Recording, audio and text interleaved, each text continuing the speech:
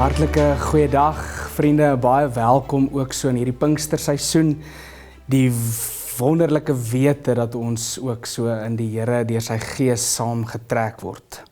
As aanvangswoord begin ek graag met hierdie saligsprekinge daar Matteus 5 vers 3 tot 5. Geseënd is die wat weet hoe afhanklik hulle van God is, want aan hulle behoort die koninkryk van die hemel. Geseënd is die wat treur, want hulle sal vertroos word, en geseënd is die sagmoediges, want hulle sal die nuwe aarde ontvang. Mag daar vir julle genade en vrede en oorvloed wees, en mag julle deur die kennis van ons Here Jesus Christus hierdeur meegesleer word. God en sy Gees is so met ons. Amen. Vandag is ons by 'n tema in ons Pinksterreis om argitekte te wees van versoening, brugbouers. En dit is seker een van die ongelooflikste uitdagende temas in die bergpredikasie en veral die in die saligsprekinge. Maar as ons so vertrek, dan is ons eerste beweging dat daar in ons realiteit 'n onoorkomlike kloof bestaan. En dat Christus gekom het, wel deur sonde het hierdie kloof ontstaan, en dit het skeiding gebring tussen God en mens, en ook tussen mense onderling. En dit sien ons daagliks hoe dit uitspeel in ons verhoudings met mekaar, tot die wêreld en ook so in die skepping. En ons leef amper maar sê in 'n donker tydperk waar ons eie planne en eie belange begin eintlik die klowe te verdiep, eerder as om dit te oorbrug. Nou het God, die groot planmaker wat hy is, 'n meester argitek, het hy 'n brug gebou.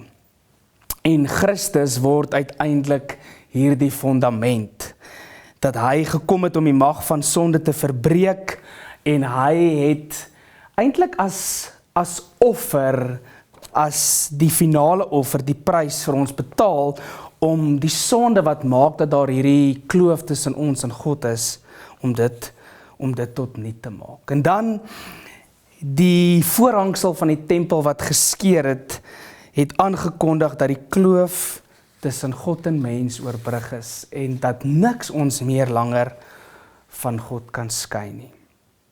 En ons sien later daar aan die einde in Johannes 21, waar Jesus se interaksie met Petrus, sien hy hoe dat God hierdie kloof tussen mens, hoe sien ons dat Christus hierdie kloof tussen God en mens weer herstel. Stikkende verhouding wat deur restaurasie en vergifnis weer nuut gemaak word. In ons teksgedeelte, ons lees saam uit Matteus 5, en ons lees daar ons gedeelte, ons lees vers 9 en 10. Geseënd is die vredemakers, want hulle sal kinders van God genoem word. Geseënd is die wat vervolg word, omdat hulle doen wat reg is, want aan hulle behoort die koninkryk van die hemel. Geseënd is die vredemakers, want hulle sal kinders van God genoem word. Ander vertalings praat van hulle sal seuns van God genoem word. Nou, hierdie woord vredemaker is eintlik baie uniek, dat hy net in sy vorm so, het hy die enigste plek is in die Nuwe Testament waar dit so beskryf word. En amper die Engelse gebruik, peacemaker, is in die kol met hulle vertaling, om te sê die maker van vrede. As jy nou iets kan maak, 'n tafel maak of 'n brood bak, iets wat jy fisies maak, is dit daardie konsep om fisies vrede te maak, jouself fisies daarvoor te beywer. En dan blaai ek vir 'n oomblik terug daarna Paulus wat skryf in Efesiërs, dan sê ons, lees ons daar in Efesiërs 2 vers 13 tot 15, hoe hierdie nuwe mensheid bestaan. Hy sê, maar nou is julle een met Christus Jesus. Julle wat vroeër ver van God gelewe het nou naby gekom deur die bloed van Christus. Christus is ons vrede. Hy wat die twee, Jode en nie Jode, een gemaak het. En deur sy liggaam te gee, het hy die vyandskap afgebreek wat vroeër soos 'n muur skeiding gemaak het. Christus is ons vrede. Hy is die een, die vredemaker. Hy word uiteindelik die een wat vir ons die bloudruk gee van hierdie vredemaakpad. En dit is eintlik 'n sleutel as ons in Pinkster dink hoe dat hierdie brugbouers iets van God se vredeplan, dit is God se plan met hierdie wêreld. En hy doen dit deur sy Gees wat op 'n unieke wyse ons beraader, ons trooster en ons lei tot in die waarheid.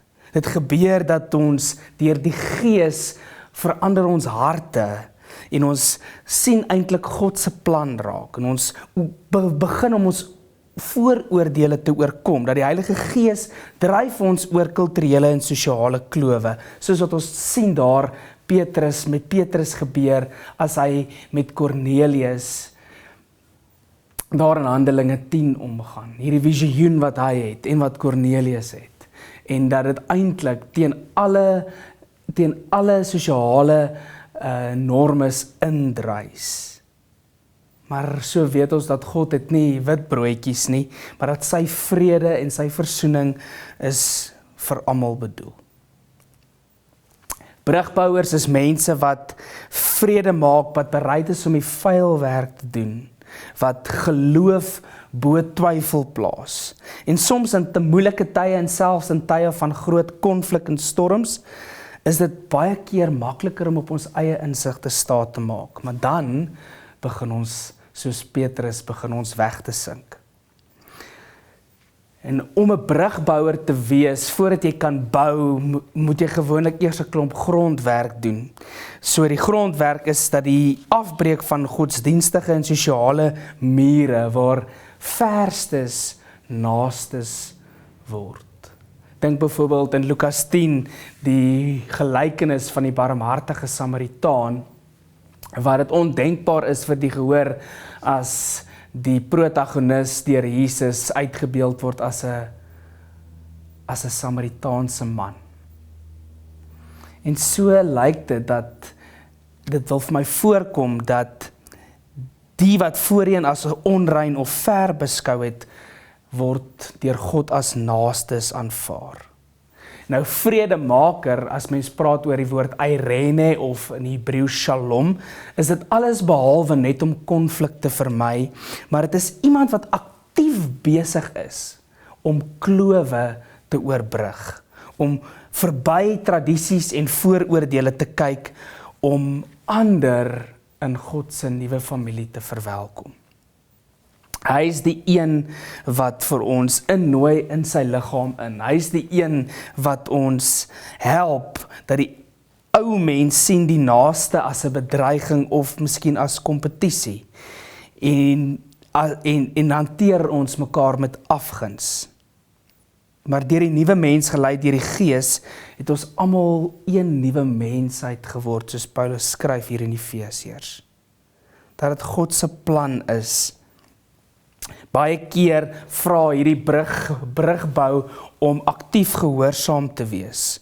Dink byvoorbeeld aan Jona wat sy eie planne eers gemaak het en weerstand gegee het om God se plan tot uitvoering te bring.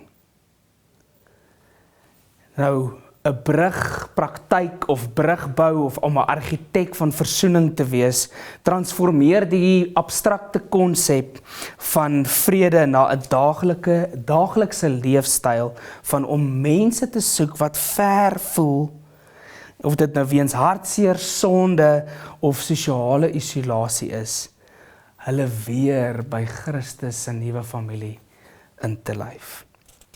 Dink aan verhoudings of vrede maak as 'n restaurasie van verhoudings. Die verhaal van Jakob en Esau wat met mekaar versoen, wys dat vredemaking beteken dat stikkende verhoudings reggemaak kan word, dat vyande weer vriende kan word. Die gedagte dat iemand wat ver is 'n naaste word, is wonderlik, maar dit klink ver gesog. Maar die voorvereiste is dat daar 'n brug gebou word. En wanneer ons hierdie brug bou, dan word ons bekend, dan staan ons bekend as God se kinders, seuns van God. Ons sal seuns van God genoem word. Ons word 'n aktiewe gemeenskap wat mekaar omarm. En ons kom agter dat dit iets kos. Weet, as mense 'n brug bou, kos dit miljarde rande.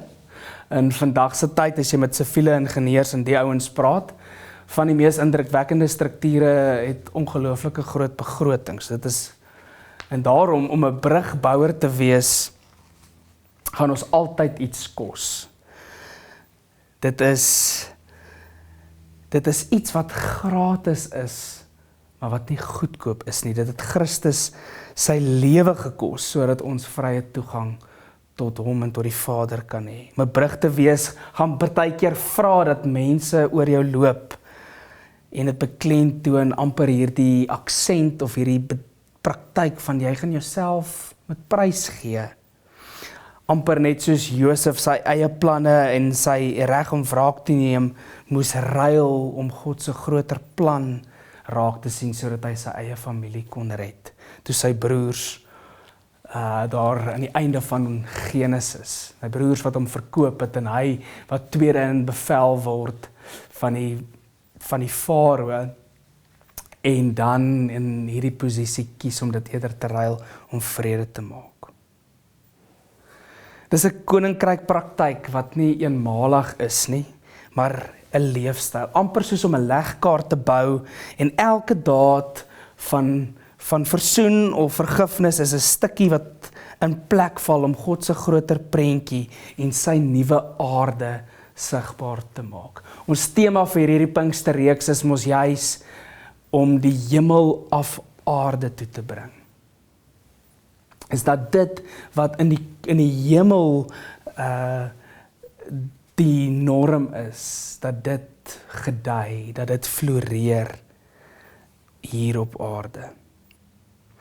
Nou vredemaking in 'n verdeelde land, veral in 'n land soos ons in, is dit amper onmoontlik of voel dit amper onmoontlik.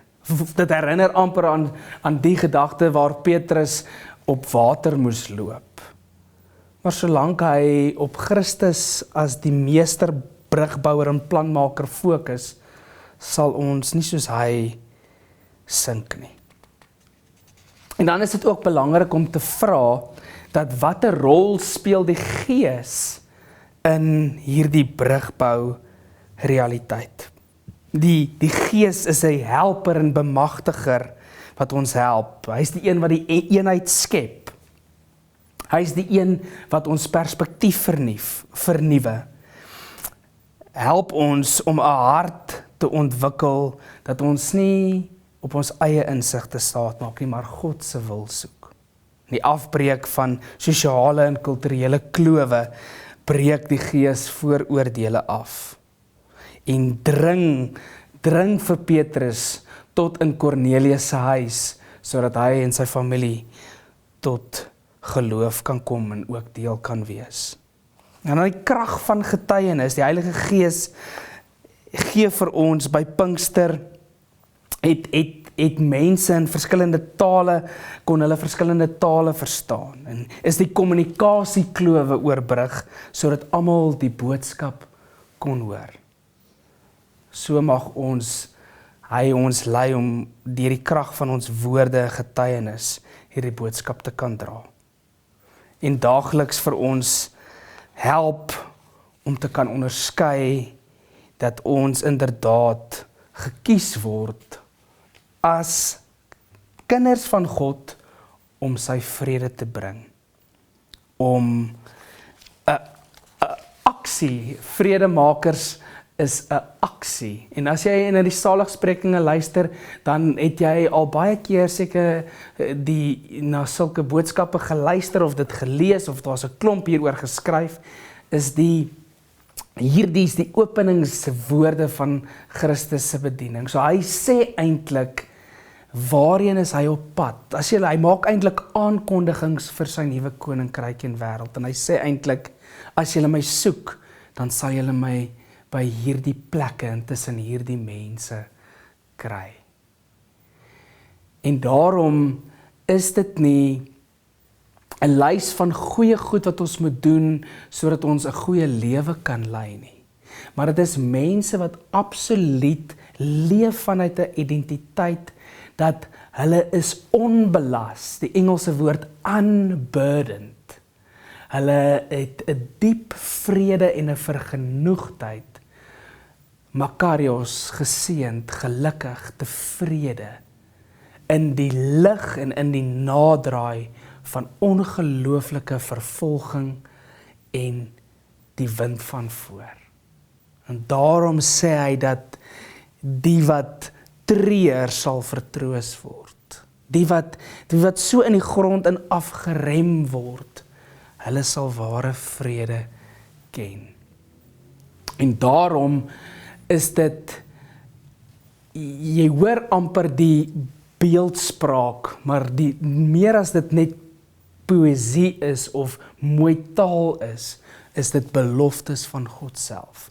En dan in hierdie tweede helfte, hier vanaf vers 7 tot 12, dan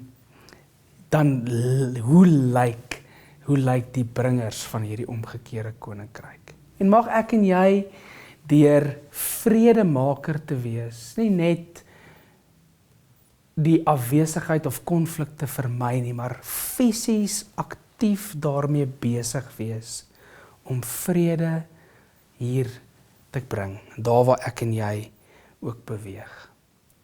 Mag die Here vir ons so deur sy Gees in staat stel om dit ook te kan doen. Amen.